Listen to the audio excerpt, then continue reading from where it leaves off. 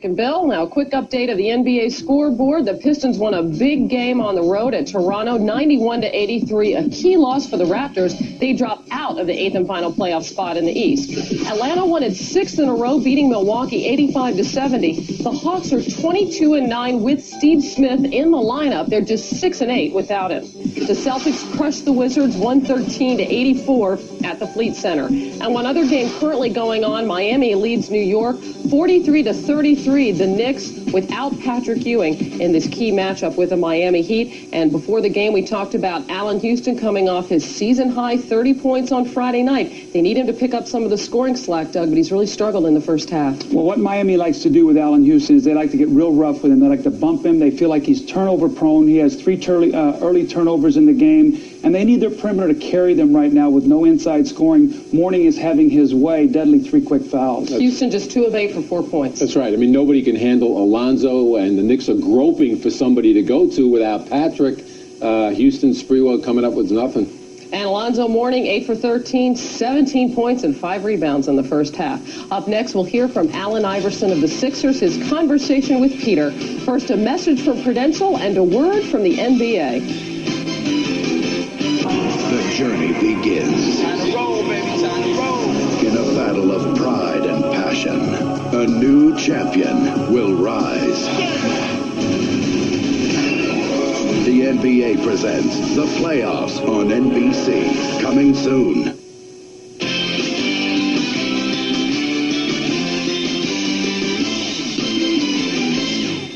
Many of you will see the Philadelphia 76ers in our late game against the Orlando Magic. The Sixers haven't made the playoffs in 8 years, but that string is likely to end this season. They're currently 5th in the East. The biggest reason for their success is the play of third-year guard Allen Iverson, who's battling Shaquille O'Neal for the scoring title. Peter sat down with one of the NBA's most mercurial players.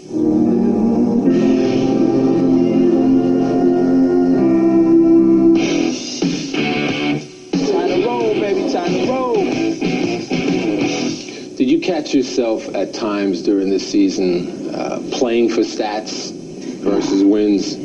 Nah, because I know where that gets you, in May, you be watching instead of playing, I've had stats my first 2 years, and I sat right at home and watched guys play in the playoffs. I tried to watch it, but I couldn't even hold back my tears. I cried, because it was just hard to me. That's the type of environment I want to be in. That's the type of player I feel like I am. There was a bench blow-up of sort when Allen was to go back into the game, said something to Larry Brown that didn't sit well, and Allen sat for the rest of the game. You guys have a combustible relationship. Tell me about that. Are you profiting from playing for Larry? Larry? He's taught me so much, People always look at the negative things, and for me, I always try to take something negative and turn it into something positive. And Coach he's somebody I need, because there's no running over top of Larry Brown. He's gonna teach you the game, regardless if you like the way he teaches you, you the game or not. I have the right to play a guy or not play a guy. I ask the guy to go in the game, they go in the game. I ask the guy to come out, they come out. That's the way I coach. Everything's not going to always be peaches and cream with me and Coach Brown. But, I respect him a whole lot. And I respect what he's trying to do for his team, what he's trying to do for me. Allen, I know everybody at home is going to hear you say this stuff, and they're going to say the same thing I'm thinking. Like, why should we believe you that you're really going to get along with this guy, down the road tomorrow? Because he is so tough on people, and you're such a competitor. In fact, you two guys, I'd like to see you go one-on-one, actually. He was a hell of a guard, don't you? I destroy him. Beat him up real bad. Well, he's got a bad hip. I don't know about when he was younger now. Oh, man. I destroy him. Destroy him. I wish I could do that. I wish I could play against him. And? I beat him up real bad. Would you talk to him, too? Yeah. Have him falling all over the place, crossing him to death.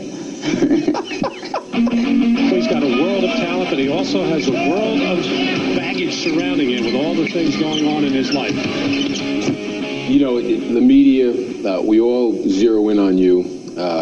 Alan, tell me something, or tell us something about yourself that you think people should know about you, or we'd be surprised to know about you. Is there anything you could? I always said I want to pass before my mom, because I don't want to be around I don't want to be around to witness that. That's something that I feel like I couldn't take. This is something you think about all the time. I want to go before her, and I always told her, when I go, just put misunderstood on my tombstone, because that's what I think I am. I'm big time. I'm just misunderstood. For the people out there that like don't know me at all and judge me, it's tough. That's something I think about a lot, because I'm not the guy that people make me out to be. I'm not that guy. That's tough. So when I go, I just want her. I told her, I always tell her, misunderstood on my tombstone. What other pleasant things do you talk about with your mom? Everything. Really? Everything. She's your confidant? It's my best friend, man. My best friend. She gave me the heart that I had. She gave me the courage. She gave me my confidence. Everything. She made me. And I owe everything to her.